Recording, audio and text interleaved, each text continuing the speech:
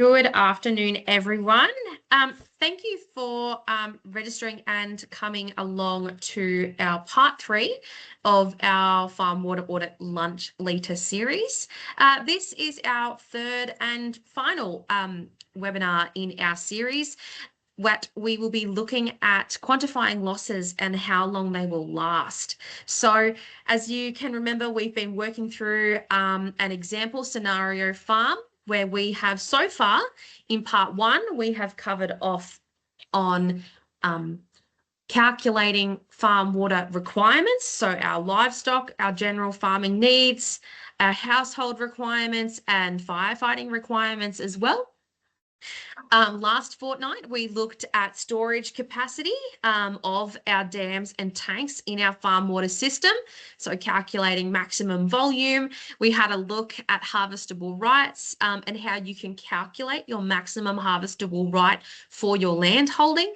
And today we're bringing all of those two parts together to understand what losses we will experience on farm during a summer period and ultimately how many days of water that we will have left on our property.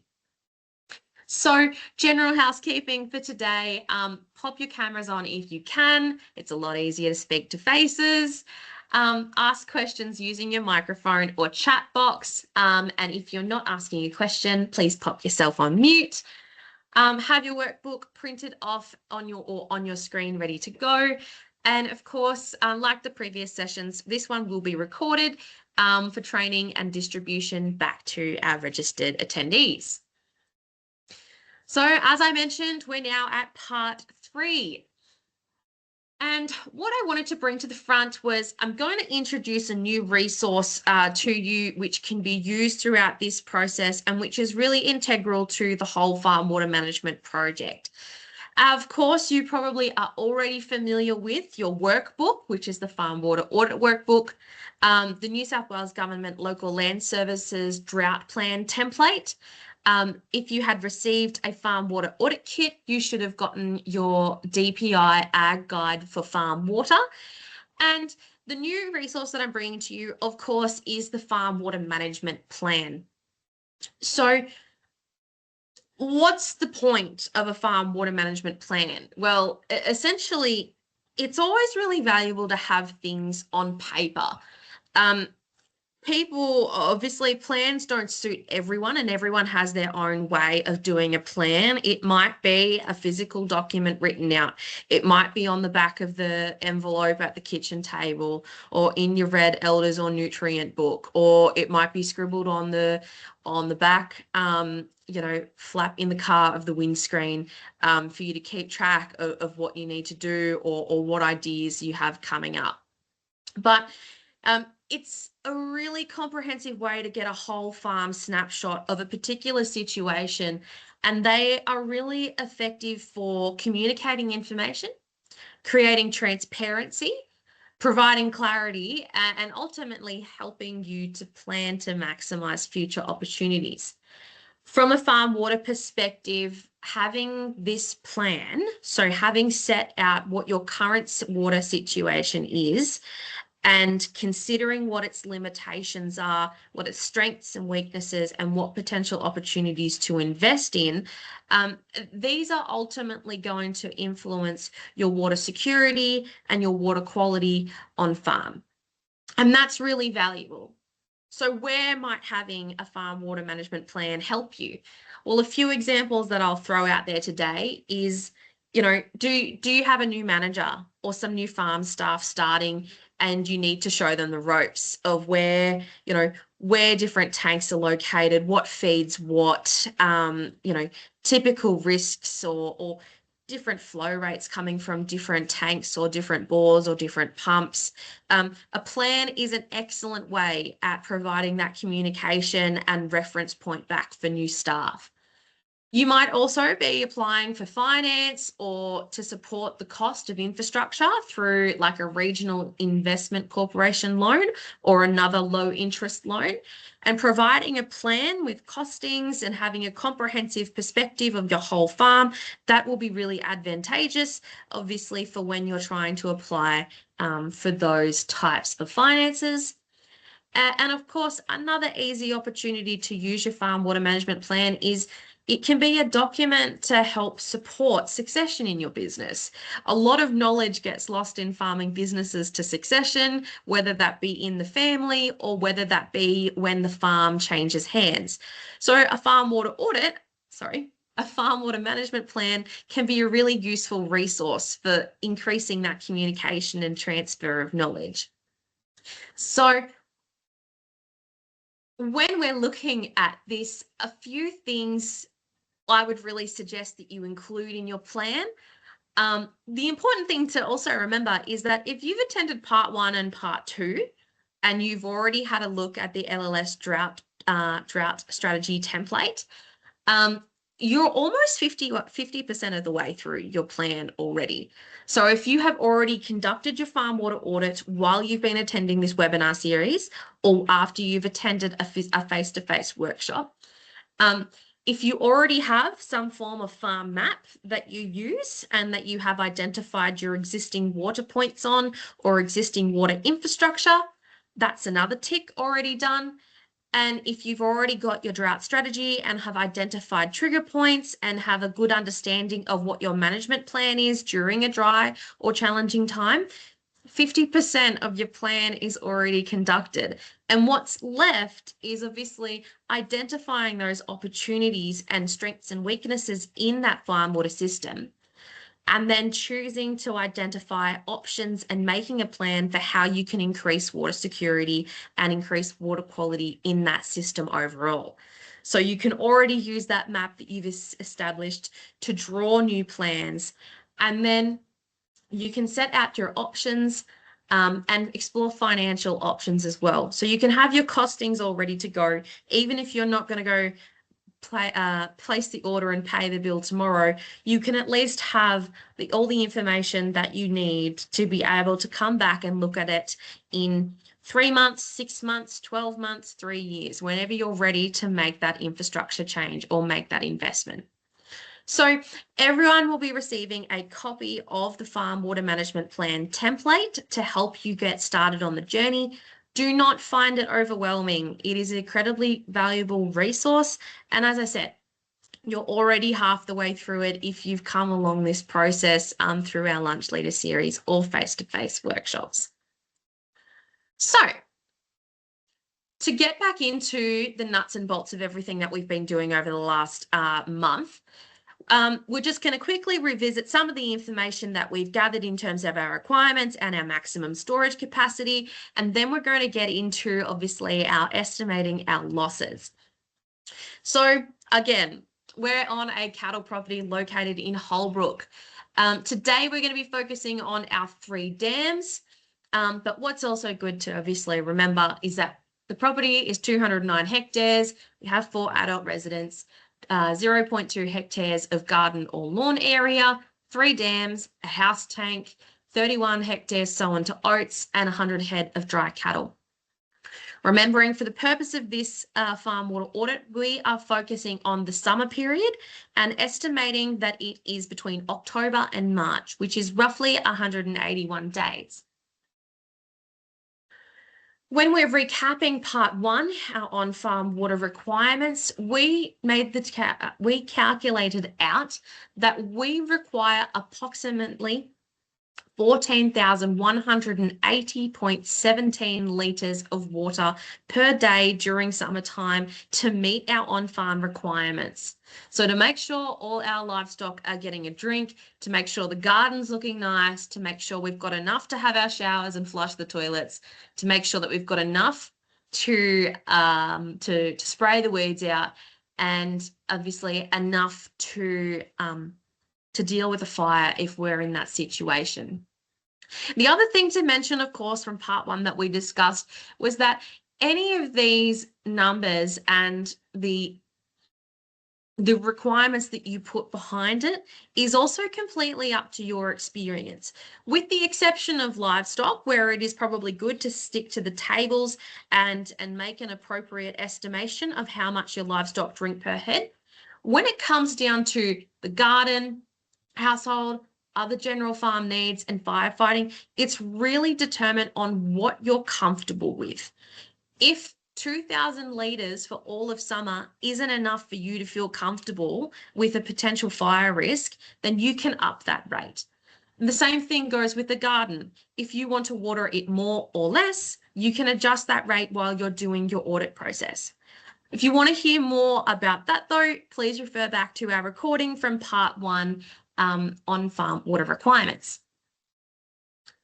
From last fortnight, we were looking at on-farm water storage, and from our example scenario, we determined that our 3 dams plus our tank provided us with a maximum capacity of 3.82 megalitres, which may sound like a lot.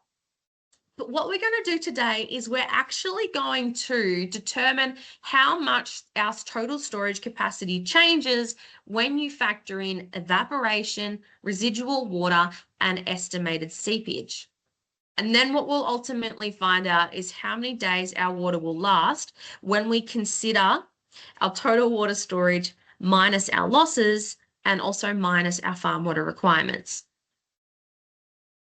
I wanted to throw in a quick example to supplement what we talked about last fortnight about estimating the maximum capacity of our dams. We talked about 2 things, maximum capacity and volume. Maximum capacity is what we use to estimate volume. If we would imagine everything is chock-a-block, it's full, and we're going into that season with everything being at its maximum capacity. When we talk about volume or current volume, we're talking about if we were to go out tomorrow or this afternoon with our dam deep and we measured that the surface area of the dam had been reduced and the depth of the dam was different. So say, for example, it was only 3 meters versus 4, that will provide us with our current volume. So I wanted to give the example of just one in our example scenario. So I looked at dam 1, and the maximum capacity of dam 1, if it's completely full, is 1,440,000 litres. Sounds great. What happens if I walk out this afternoon and that dam is actually only 3 metres? Well, at its maximum, this dam is square. It's 30 by 30 and 4 metres deep. If we measure it today and its dimensions are only 27 by 27 and 3 meters deep, and that is accounting for the fact that most dams are a 3-to-1 ratio in terms of their slope. So for every meter of depth lost, you are losing 3 meters per side of your dimension. So that brings us to 27 by 27 and 3 meters deep. So what we then end up calculating out is that our surface area is now where it used to be 900 meters squared. Our surface area now, due to a loss of 1 meter in depth, is now 729 meters squared. Our volume is now 874.8 cubic meters. And therefore, our volume for dam 1, because of that drop in 1 metre, is only 874,800 litres in volume. So just by 1 metre of depth difference, we're looking at a loss of 565,200 litres. And that's 39% of our total storage capacity lost. So unless anyone can see any errors in my maths, which there could be.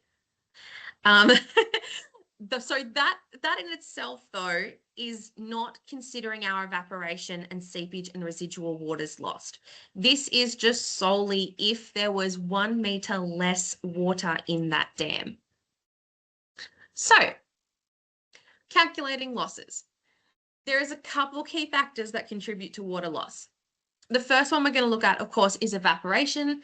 And evaporation varies according to the location. For example, evaporation losses in the western part of New South Wales will be significantly higher than evaporation losses in the eastern part of the state. On average, in Holbrook, we know that we're looking at around 6.2 millimeters of evaporation per day. And typically this is an increasing trend in the region. The other factor we're looking at is seepage. So, and this is something that David will talk more on towards the end of this presentation today, but it varies according to soil type and storage design. New dams will often take a little bit of time to seal properly as it gets used to the water on the surface of the soil. And for this purpose, the general benchmark for budgeting is a good dam may experience about a seepage of 1 millimeter per square meter of surface area per day. At max, it might be 5. And David will talk about, obviously, if seepage exceeds those, you've probably got a flop dam. So that's evaporation and seepage. And so what we're going to do first is we're going to refer to table 7 in our farm water audit workbook, and we're going to work on table 7, particularly the first 3 columns. What I have done, and you will notice that my evaporation table is different to the evaporation table provided in your workbook. And the only reason that is because I worked off a different exercise book, but it's a good comparison to make because the table used in your workbook is data taken from 1978. And when you do the process of calculating the daily evaporation loss, if you work off the table in the workbook from 1978, the average daily evaporation will be around 4.2 millimeters per day. When you work off this updated table, which I have here in these slides, this data is actually evaporation data for the last 23 years from 2000 to 2023. And what this actually indicates is that there's been an increase in daily evaporation for the Holbrook area since 1978, and that previous data in your workbook was collected. So I apologize for the error in the workbook being not having the updated table, but I think it's also a valuable thing to see. To essentially calculate your daily evaporation for summer, you are going to obviously highlight the months that you are considering your summer period. And for us, it's October, November, December, January, February, March. You're going to add those together, which will give me, based off this table, a total of 1,125 millimeters. You're going to divide that by your days in your summer period, which will be 181. And that is essentially going to give you a daily evaporation of 6.2 millimeters per day. To calculate our losses from evaporation per dam, we are going to use surface area times the daily evaporation, so times 6.22, times the number of days. And I apologize, that is another error that I have noticed in the workbook. So just take note that on page 11 for the equation, used to calculate the summer evaporation loss, please just remember to times that by the number of days, which will be 181. So what does that look like? So for our evaporation loss of dam 1, imagining it's at maximum capacity, and we know that's 900 meters squared in surface area, we times that by the daily evaporation, and we times that by the number of days, which is 181. We know that just from evaporation alone, we are going to be losing 238 litres of water in that dam alone to evaporation. So we can work that out for dam 2 and dam 3. Dam 2 is losing around 562,910 litres, and Dam 3 is losing 1,379,129.5 litres. So quite significant losses to evaporation. So what I'll say is I'll just say it verbally. If we refer back to Dam 1 and we consider that it has lost 1 metre of depth, and therefore it only has a volume of 874,800 litres. If we work out the evaporation for that dam at that depth, we're actually losing 703,637.5 litres. So just keep that in mind, all right? Next, we're going to move on to calculating losses of seepage. So we're working off our benchmark seepage rate of 1 millimetre per day, and we're doing the same calculation. 900 metres squared times 1 millimetre times 181.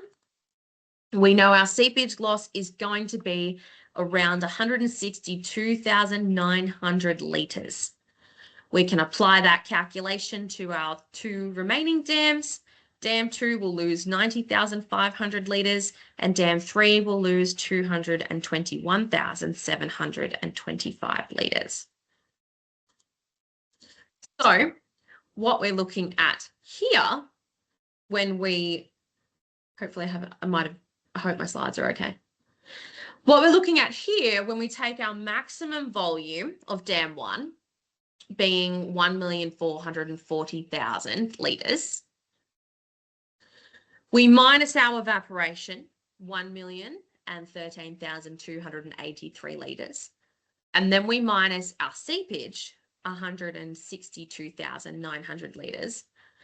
Our remaining total water after evaporation and seepage loss is 263,862 litres for Dam 1. So we carry this that calculation over the following 2 more dams, and there's something really interesting that we notice. So just skipping quickly to Dam 3, minus evaporation, minus seepage, our volume remaining over the summer period is 359,145.5 litres. And what we notice about Dam 2 is that just based on losses from evaporation and seepage, there we go. Just from those losses alone, we haven't factored in residual water yet. We know this tank is already empty. It's not going to see out the summer period.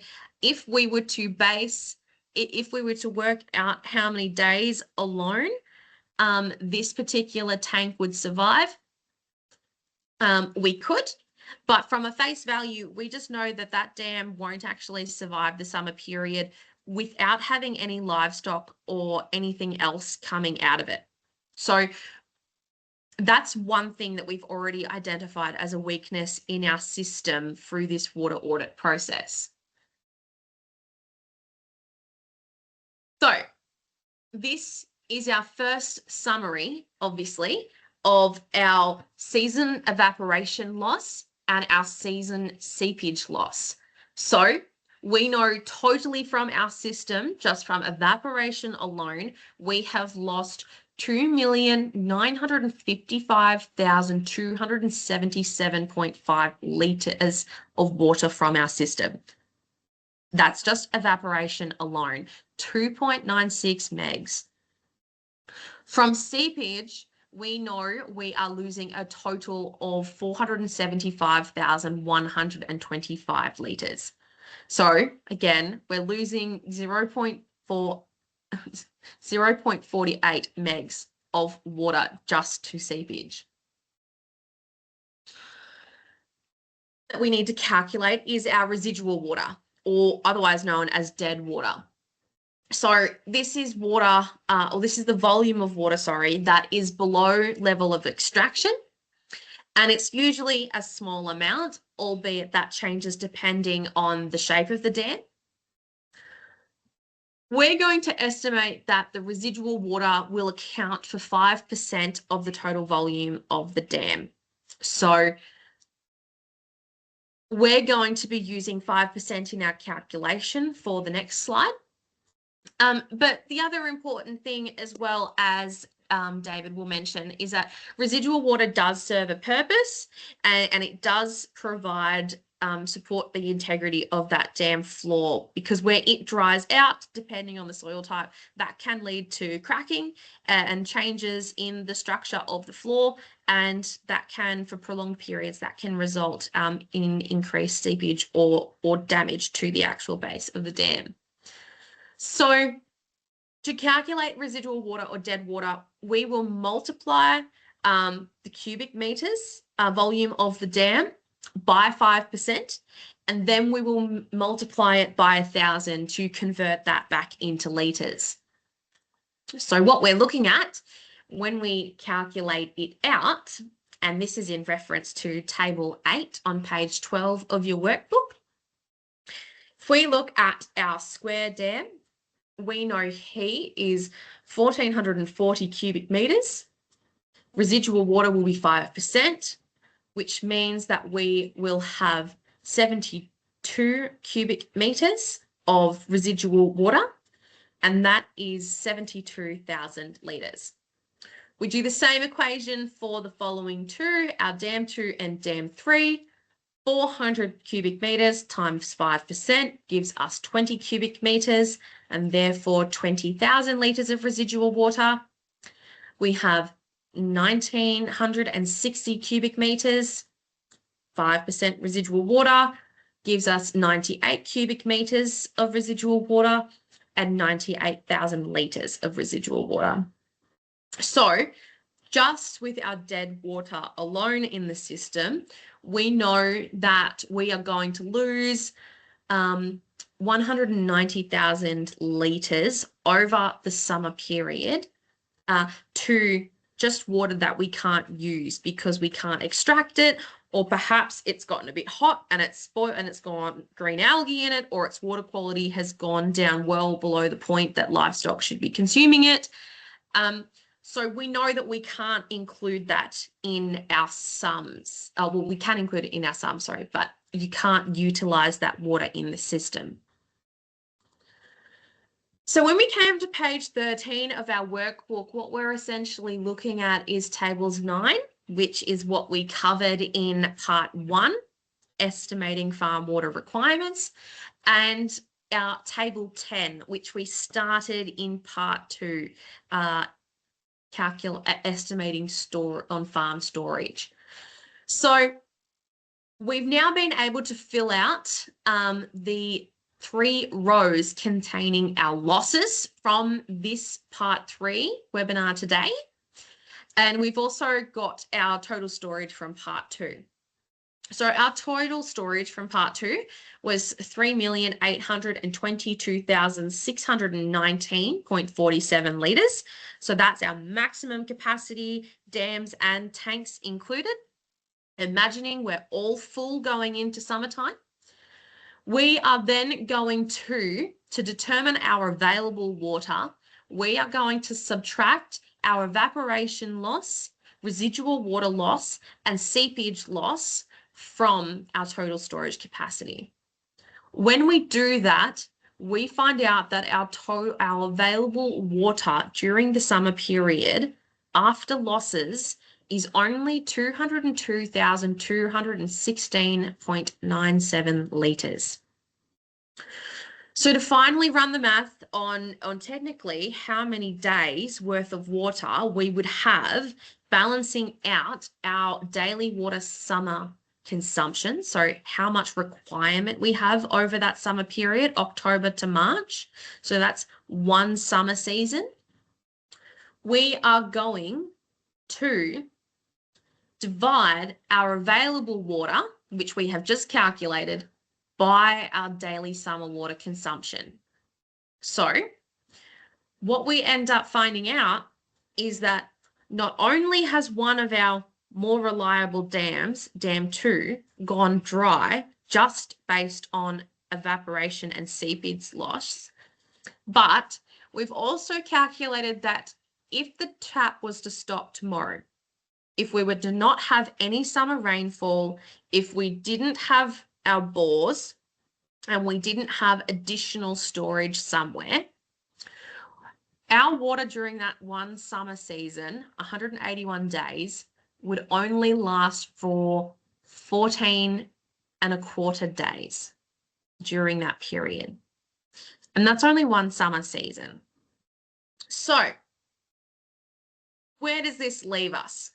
So if this was me and this was my drought strategy, I would probably be feeling a little bit stressed and would probably be really considering what some options are. I'd like you to imagine, like, obviously we talked about how in part 2, a lot of people obviously have bores and they have some form of water security through bores. And they are definitely an option, of course, to increase water security and going forward as well too. But from the purposes of just a storage perspective and water requirements, what does this mean for your farm? This means that you might be revisiting your drought strategy to consider whether or not there is different stocking rates that you might be able to consider. There's probably lots of different things that come to mind for you. But once essentially you've determined the total number of days of water that you have left, as I said, you can utilize the farm water management plan to capture all that logic, to capture that thinking and that logical process towards marrying up your drought strategy with what your current farm water on hand is. And as I said, if you've already done the farm water audits, if you have already got a farm map where you've identified your current farm water infrastructure and you have already done your drought plan or drought strategy, you're 50% of the way through. And what's left is using that reality check of how many days of water during that summer period that you have available to identify what are some options for you to improve your farm water infrastructure to increase your water security during that period. And that means that you can jot those down in that plan. You can draw it across your farm map, and you can ultimately really have a good sit down and plan about how you can optimize your system. So, speaking of optimizing your system, I am going to hand over to David, who is going to talk about some options for optimizing farm dams following going through your farm water audit situation. Yeah, thanks, Jess. I'm David Thompson. I used to work with the Soil Conservation Service from 1988 to 2022. I'm currently retired, and I've been asked to give some options on some of the things to do with farm dams, and I'm hoping that the presentation is going to pop up there. Martin has just asked the question, where does annual average rainfall volume come into the dam storage calculations based on that Holbrook is on average 816 millimetres a year? Great question.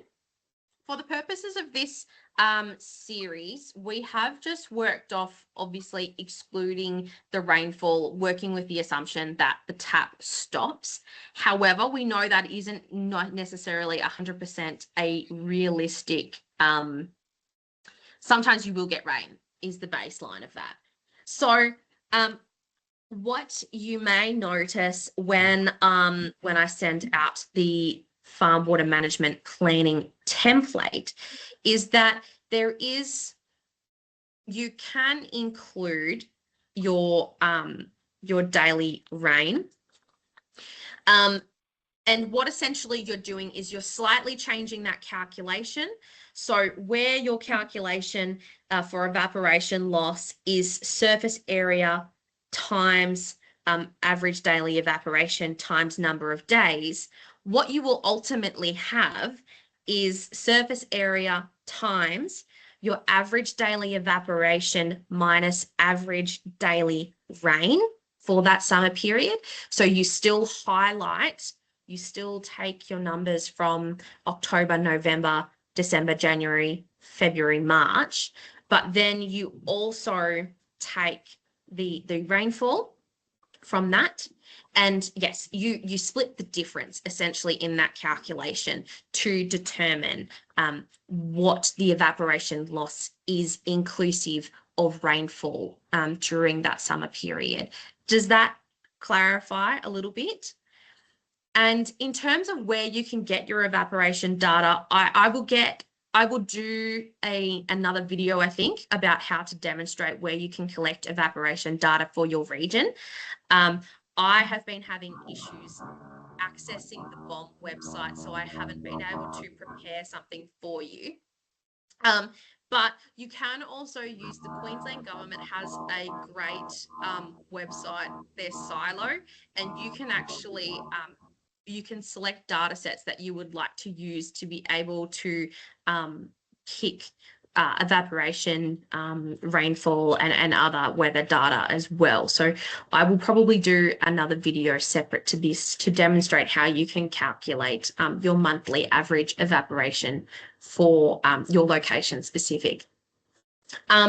So yes, now David, I saw that you got it working. If you are all good to go, take it away.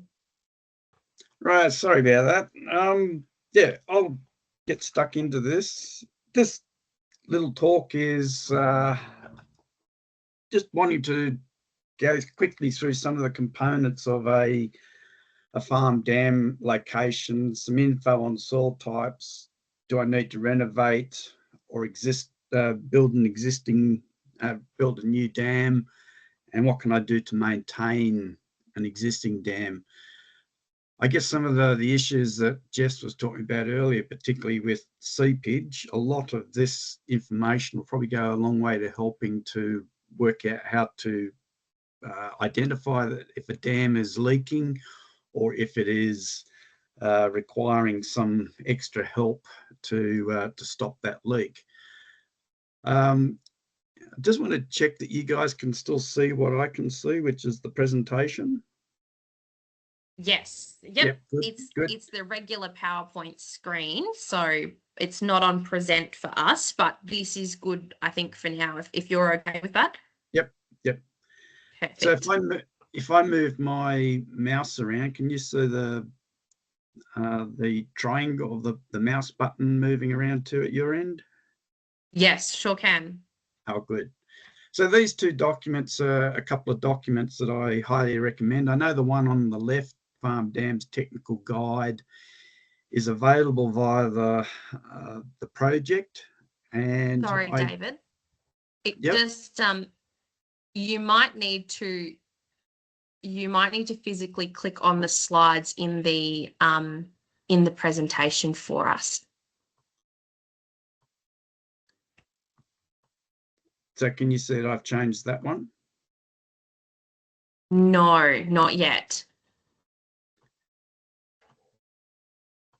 You might need to go back into the PowerPoint screen. Okay, so do it this way. So now we're looking at the basic components of a farm dam slide. Yep. So it might be easy if I do it this way. Because when I put it on the slideshow, are you seeing what I'm seeing? No, we're still in the PowerPoint, like okay. in the edit mode. Yep, right. Well, I'll do it from here.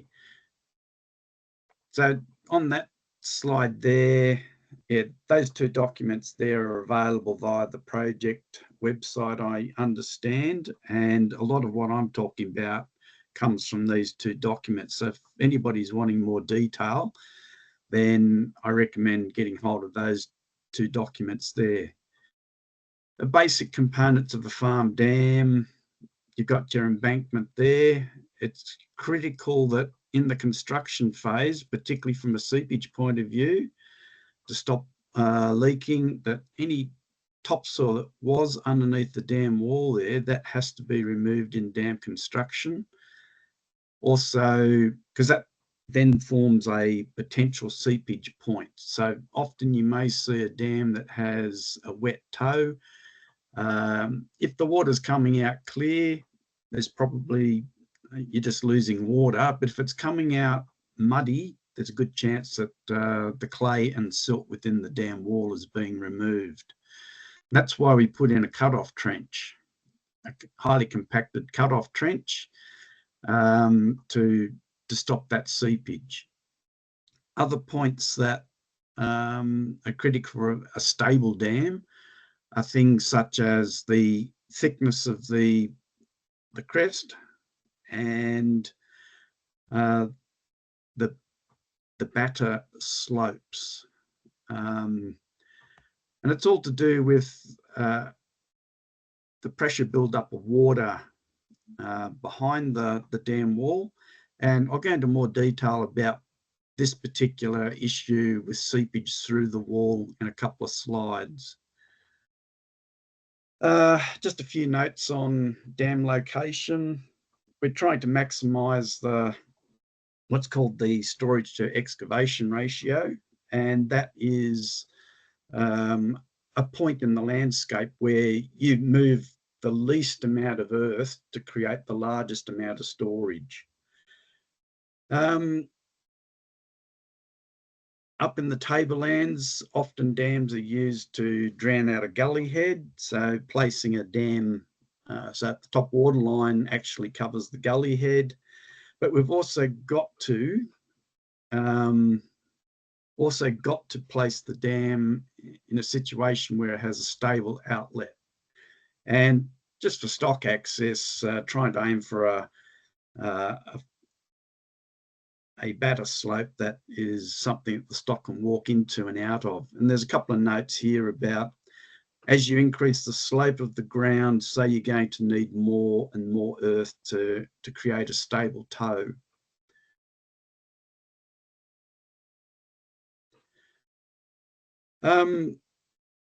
Yeah, most dam sites will get you probably between, for every 1,000 cubic metres of earth created in the wall, you'll end up with between 3,000 to 5,000 cubic metres of water stored behind the wall. Out west, that's on flat country, it's usually a 1-to-1 ratio.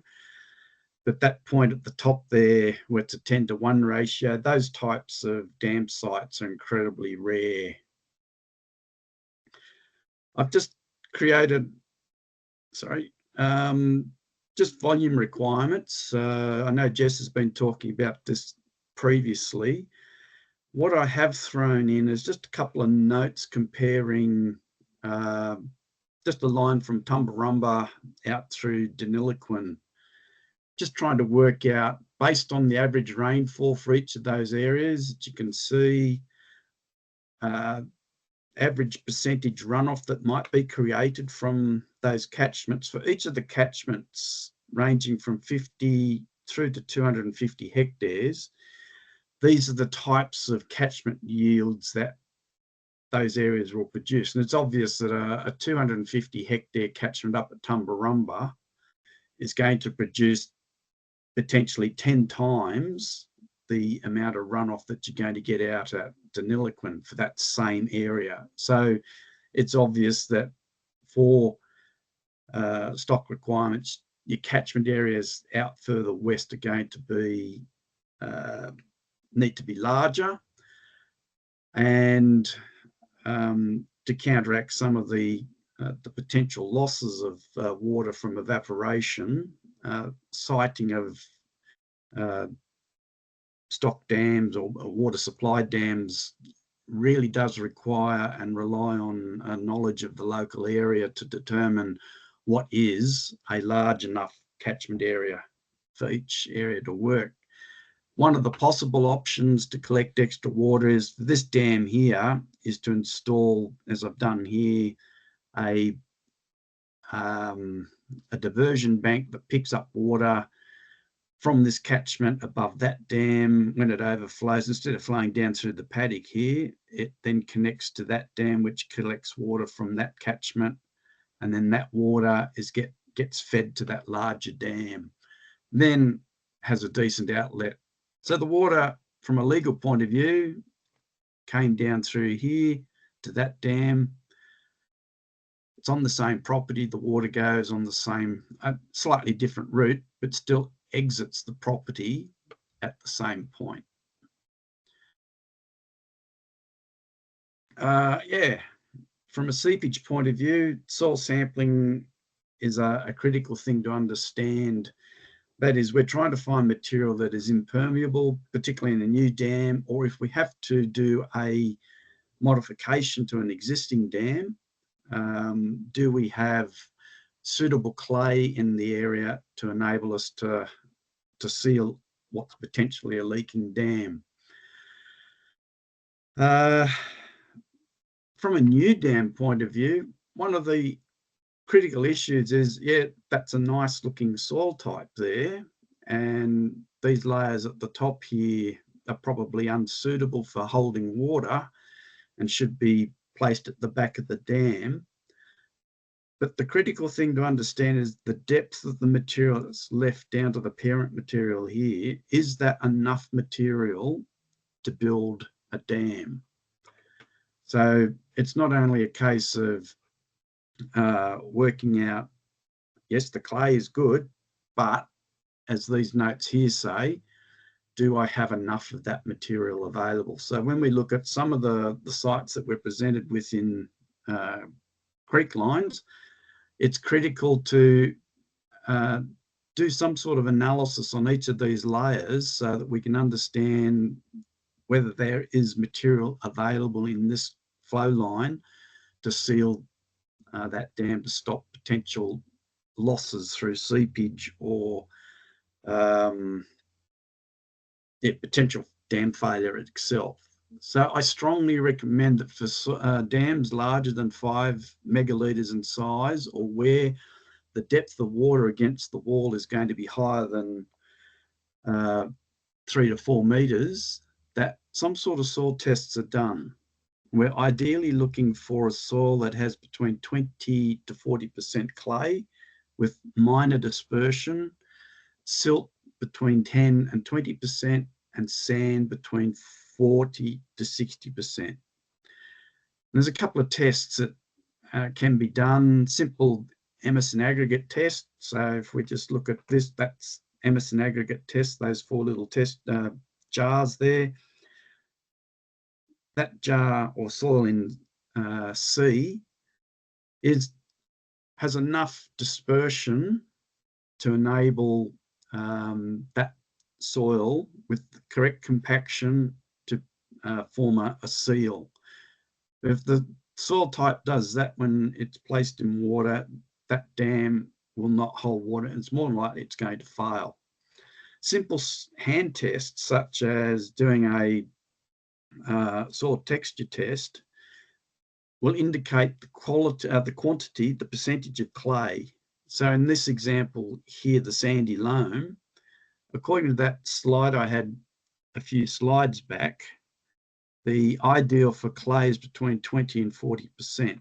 So that sandy loam may not have enough clay to form a seal. However, this light medium clay here definitely does. So what we're trying to do is get enough clay to under compaction with a bit of moisture being added to enable those particles to move together while a bulldozer is pushing it around, is to create a seal that minimises the amount of water that can actually push its way through the wall. So compaction from a seepage point of view is incredibly important, and there is an engineering soil test that can be done, and I strongly recommend that, particularly for larger dams, that this test is undertaken, where somebody actually works out what is the quantity of clay that's in that soil sample. And those 4 engineering soil types there are the classic dam building soil test results. And there you can see that bit of clay being moved around and placed between the sand particles. So there's enough clay, according to those previous soil tests, to show that those gaps will fill, and also place the layers in less than 100 mil thickness and 6 to 8 passes with bulldozing equipment. Usually should be able to give a fairly good seal on a dam. There's some notes in this next slide about renovating or constructing a new dam. The first question to ask is, has it actually failed, or is it just simply leaking? And is it leaking due to lack of compaction, topsoil not being removed from under the wall, or have in the construction a sand or gravel seam been exposed? And also, is the soil type, for example, a highly aggregated clay, just simply not going to, no matter how much work you put into it, it will not form a seal? In these cases, it's often best to line the dam with plastic, and also consider the use of products such as bentonite clay being added, and also a couple of other, like there's some dam sealed products on the market, sodium tripolyphosphate, also used to just try and get the gaps between those sand particles. In this case here, we have to introduce something like clay, so the bentonite takes over that role there to fill those gaps. Just some notes on this thing called, I've called it the phreatic line. It's just the seepage line.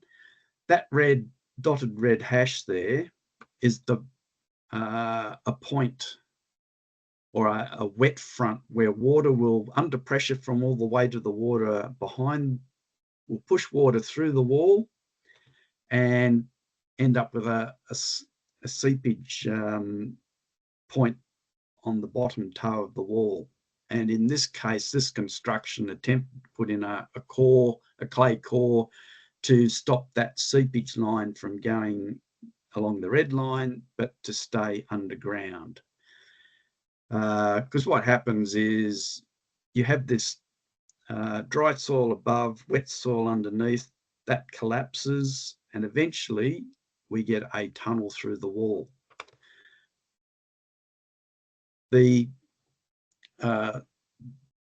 Often the solution for a dam with tunneling problem is to insert a plastic membrane. And here's a technique here where a core trench, because this dam doesn't have a core trench under the middle of the wall, decide to put it on the upper face just there, core trench there, line it with plastic, put in quality clay, so heaps of compaction goes into that layer as it's built up. There's a plastic layer lining the core trench, and then topsoil placed over the top of that to grow grass on the top of the wall. So a couple of technique to control seepage and tunneling problems. Another tunneling problem is water finding access along the edge of a pipe, and strongly recommend that pipes are needed for dams.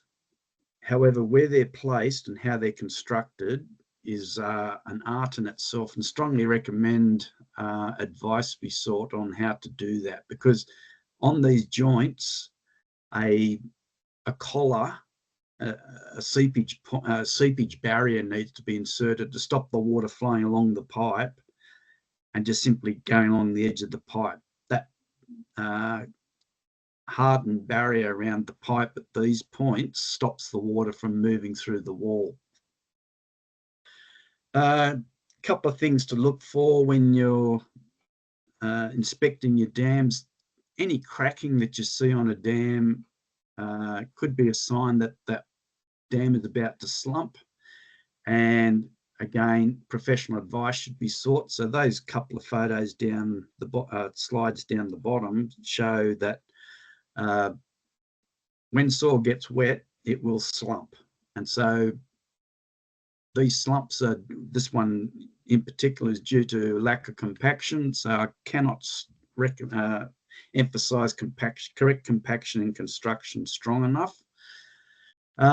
If you see water seeping through and popping up underneath, again, there's potential that is a seepage loss. And if that water's coming up clear, there's a good sign that it's just simply water has got through the wall, but it's not removing clay and silt. However, if it's coming out dirty, that is a sure sign that you have water removing silt and clay from within the wall. Then some of the issues about desilting a dam.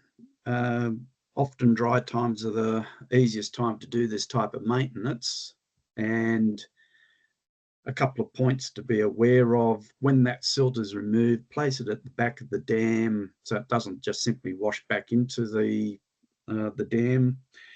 And just keep an eye out when the excavator is biting into the bottom of the dam, that it's not actually biting into the clay liner on the bottom of the dam, because there's a good chance if you crack the clay that lines the bottom of the dam, then that dam is going to fail again because the water will just simply go through that point. So it's, if the silt's coming out grey and then all of a sudden they start getting yellows and oranges in the clay and it's got heavy clay content, I'd be asking that the excavator moves on to another point on the wall. And then consider fencing out the area above the dam so that the inflow that comes into the dam comes via well-vegetated areas, so that there's less maintenance to be done in future years. And I have come to the end of my little presentation, so I might turn that off. How did that go?